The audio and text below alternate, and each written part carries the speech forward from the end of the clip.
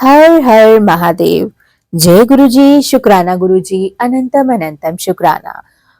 आइए संगत जी, अगले अध्याय की तरफ अपना ध्यान केंद्रित कीजिए और ध्यान से पाठ को अंत तक जरूर सुनिएगा। आज के अध्याय में हम जानेंगे कि विदल और उत्पल नामक दैत्यों का पार्वती पर मोहित होना और पार्वती का कंदुक प्रहार द्वारा उनका काम तमाम करना, कंदुकेश्वर की स्थापना और उनकी महिमा। संत कुमार जी कहते हैं, व्यास जी, जिस प्रकार परमेश्वर शिव ने संकेत से दैत्य को लक्ष्य कराकर अपनी प्रिया द्वारा उसका वध कराया था, उनके उस चरित्र को तुम परम प्रेम पूर्वक श्रवण करो। विदल और उत्पल नामक दो महादैत्य थे। उन्होंने ब्रह्मा जी से किसी पुरुष के हाथ से न मरने का वर प्राप्त करके सब देवताओं को जीत लिया था। तब देवताओं ने ब्रह्मा जी के पास जाकर अपना दुख सुनाया।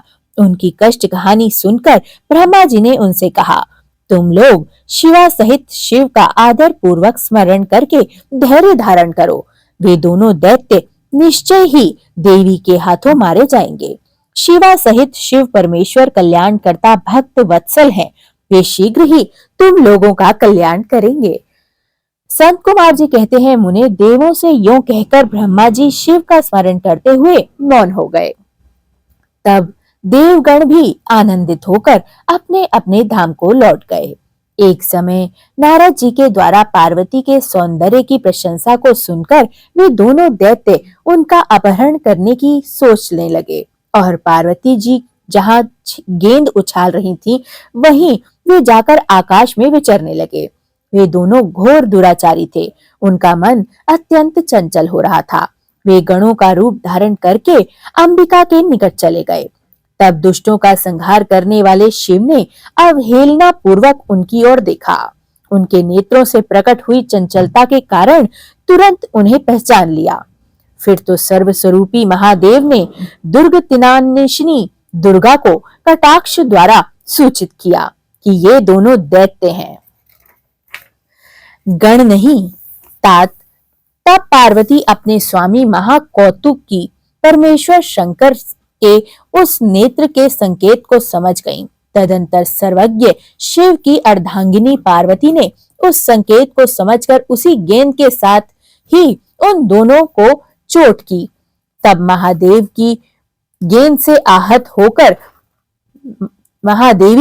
से आहत होकर वे दोनों महाबली दुष्ट दैत्य चक्कर काटते हुए उसी प्रकार भूतल पर गिर पड़े, जैसे वायु के झोंके से चंचल होकर दो पके हुए ताड़ के फल अपनी डंठल से टूटकर जमीन पर गिर जाते हैं, अथवा जैसे वज्र के आघात से महागिरी के दो शिखर ढह जाते हैं। इस प्रकार अकार्य करने के लिए उद्यत उन दोनों महादैत्यों को धराशाही करके वह गेंद लिंग रूप में परिणित हो गया।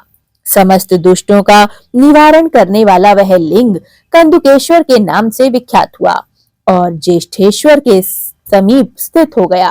काशी में स्थित कंदुकेश्वर लिंग दुष्टों का विनाशक, भोग मोक्ष को प्रदान करने वाला और सर्वदा सत्पुरुषों की समस्त कामनाओं को पूर्ण करने वाला है। जो मनुष्य इस अनुपम आख्यान को हर्ष पूर्वक सुनता, सुनाता अथवा पढ़ता है, उसके सभी भय दुख कहाँ गए पता ही नहीं चलता। वह इस लोक में नाना प्रकार के संपूर्ण उत्तमोत्तम सुखों को भोगकर अंत में देव दुर्लभ दिव्य गति को प्राप्त हो जाता है। ब्रह्मा जी कहते हैं, मुनि सत्तम, मैंने तुमसे रुद्र संहिता के अंतर्गत इस युद्ध खंड का वर्णन कर दिया है। इस खंड के संपूर्ण मनोरथों का फल प्रदान करने की शक्ति समस्त लोग जानते हैं। इस प्रकार मैंने पूरी की पूरी रुद्र संहिता का वर्णन कर दिया है। यह शिवजी को सदा परम प्रिय रहा है और मुक्ति भुक्ति रूप में फल प्रदान करने वाला है। सूत जी कहते हैं, इस प्रकार शिवानुगामी ब्रह्मपुत्र नारद शंकर के उत्तम यश को तथा शिव शत नाम को सुनकर कृतार्थ हो गए। यो मैंने संपूर्ण चरित्रों के प्रधान तथा कल्याणकारक यह ब्रह्मा और नारद का संवाद पूर्ण रूप से कह सुनाया है। अब तुम्हारी और क्या सुनने की इच्छा है? रुद्र संहिता का युद्ध खंड संपूर्ण। रुद्र संहिता समाप्त। जय गुरु जी, शुक्राना गुरु जी, अनंतम अनंतम शुक्राना। गुरु जी आपकी कृपा से रुद्र संहिता युद्ध खंड संपूर्ण हुआ है। आपकी कृपा से अगर इस पाठ को पढ़ते समय मुझसे कोई त्रुटि भी हुई हो तो हमें बख्शना। गुरु जी इस पाठ को बिल्कुल निश्चल भाव से सर्वत्र भले की कामना से कर रही हूँ। हे प्रभु, जहां जहां ये पाठ सुना जाए, पढ़ा जाए, वहां सबका कल्याण निश्चित ही हो।